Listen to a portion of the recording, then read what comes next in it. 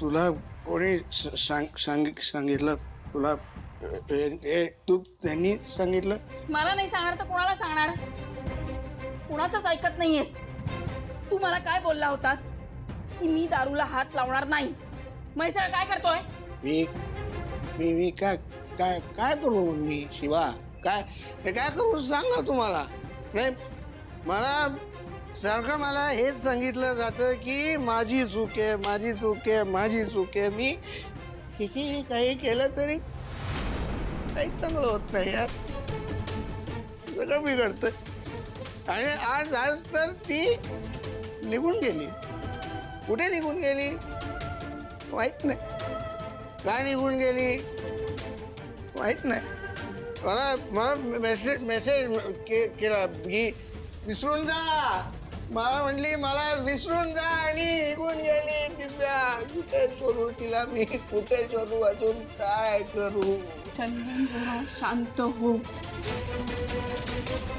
हे बघ वेळ दे गोष्टींना. तू एवढे दिवस सगळं सहन केलं आणि आता का हार मानतोयस? हे बघ चंदन दिव्याला मी आणते. तू? मी आणते पण परत हे सगळं करायचं नाही. हे बघ चंदन एकाने ताणून धरलं तर दुसऱ्याने सैल सोडायचं असतं. अरे तू ही दारू उद्ध्वस्त करेल तुझं आयुष्य. मग ना दिव्या राहणार ना तुझं आयुष्य ना काहीच. कळतंय का?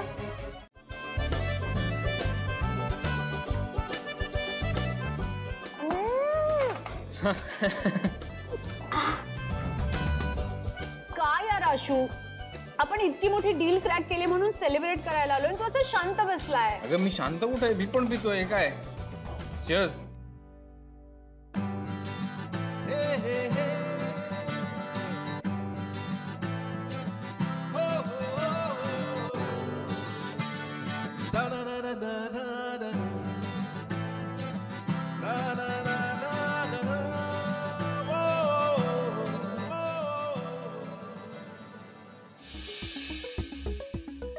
You know what Ashu, yes. मी कॉलेजमधून बाहेर पडल्यानंतर हा माझा पहिला जॉब आहे. ओके. आणि तो मला खूप कष्टाने मिळालाय. अरे त्यात मी मुलगी असल्यामुळे मला ना जास्त कष्ट करावे लागतात. अरे यार. त्यांनी मला सांगितलं जा आणि एक मोठी डील घेऊन ये, तेव्हाच आम्ही तुला प्रोजेक्ट्स देणार. मी खूप टेन्शन मध्ये होते. At the same time, तू माझ्या लाईफ मध्ये ना असा एंजल बनून आलास. आणि मी वाचले.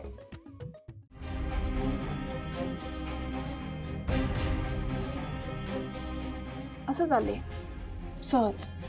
कोणीतरी सांगितलं असणार ना तुला. चंदनच असेल. मला एकटीला जगूच द्यायचं नाहीये. अगं असं काही नाहीये. मग तुला कसं कळलं मी इथे येते? कोणीतरी वकिली केलीच असणार ना माझी तुझ्याकडे. आणि चंदनच असणार. तू पण आलीस लगेच. हे बघ त्यांना तू तशीही सापडली नसतीस. मी का नसते आले अगं? लहानपणापासून ओळखते तुला मी. बहीण आहेस तू माझी. हे बघ दिव्या, मला अगदीच कळतंय की तू खूप कठीण परिस्थितीतनं जातेस. बरोबर आहे तुझं सगळं. पण तुझ्या अशा वागण्याने घरच्यांना त्रास होतोय अगं. तू अशी वागलीस तर त्यांना काळजी वाटणार ना. टेन्शनही येणार. शिवा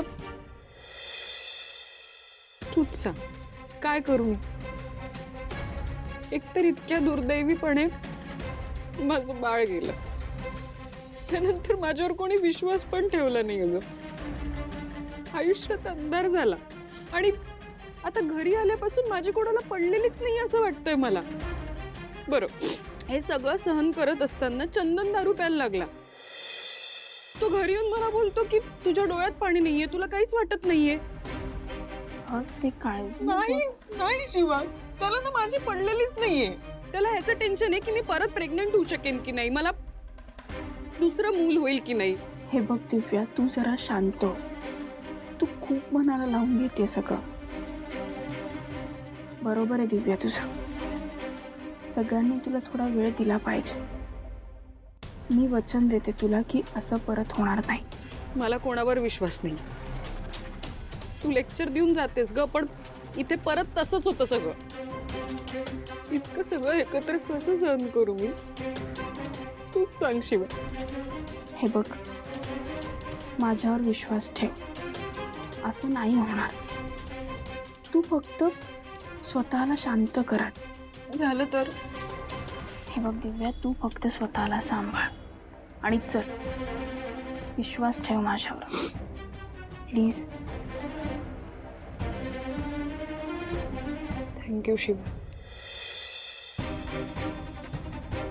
चल आता. थोड्या वेळ इथे बसूयात का प्लीज? तू आलीस ना, बरं वाटतंय मला जरा. बसूया.